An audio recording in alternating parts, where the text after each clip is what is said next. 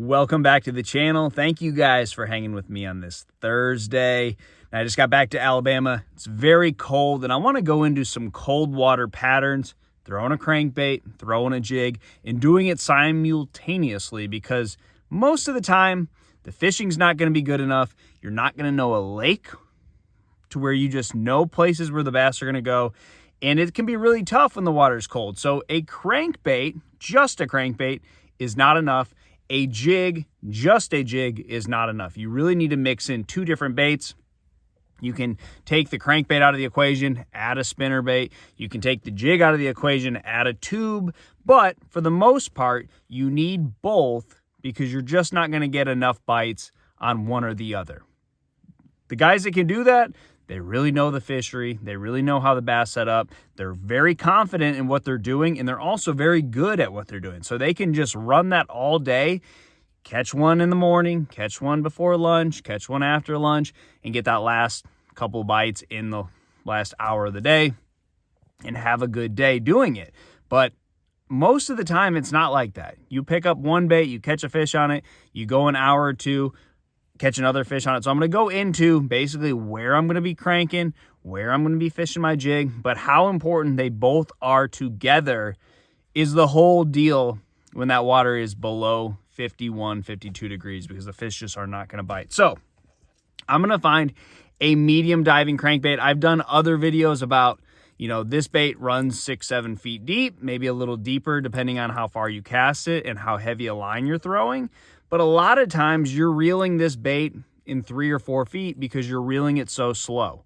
So a lot of the times I'm going to be winding this bait on a shallow flat. Now, why I'm going to choose this bait, the 6 or 7 foot diving crankbait, over the 3 or 4 foot diving crankbait is because most of the time I'm fishing next to deep water. So all my spots are going to be adjacent to a creek channel, adjacent to the main river channel. So once I get that bait off the flat, comes out of 3 feet, now I'm going to crank it down a little bit faster, get it into that 6 or 7 foot where those fish are relating to the structure. So they're right on the side of the creek channel most of the time.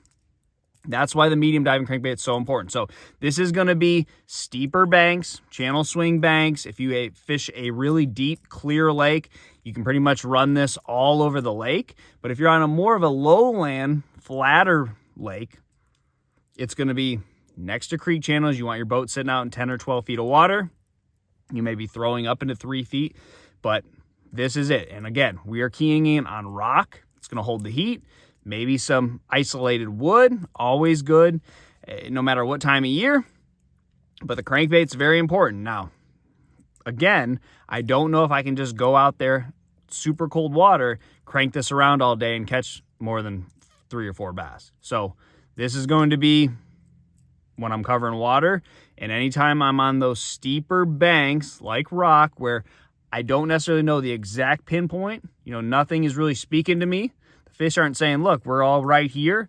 I'm just covering water, crankbait. And again, we're close to deep water, so I need a little bit deeper crankbait.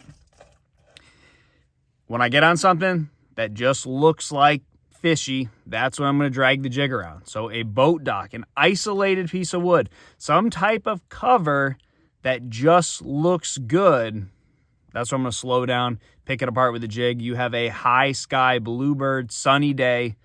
This is very important to spend a lot of time doing this. But again, the downside of this bait is you got to fish slow. You're not covering a whole lot of water. So a lot of times this bait is going to, not produce a whole lot of bites.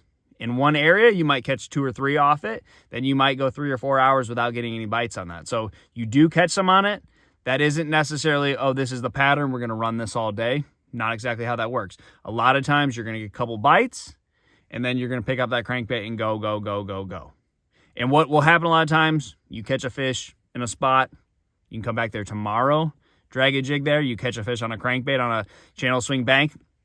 Maybe you start off there tomorrow with the jig. So again, these two baits are going to lean on each other, but this time of year, it's like you catch one fish on a certain bait, then you go a few hours without catching anything on anything else, and then you get a bite on another bait. So there's no pattern. If you don't know a lake real well, you don't really understand how the fish are setting up, you're just junking it up, you're junk fishing, you're just covering a lot of water, and you're trying to figure out what's going on, but you need both a slow-moving bait on the bottom and then another bait that you can fish slow on the bottom, but you can cover a little bit more water a little bit quicker than the jig. So try that, guys. Good luck to you, and I'll see you on the water.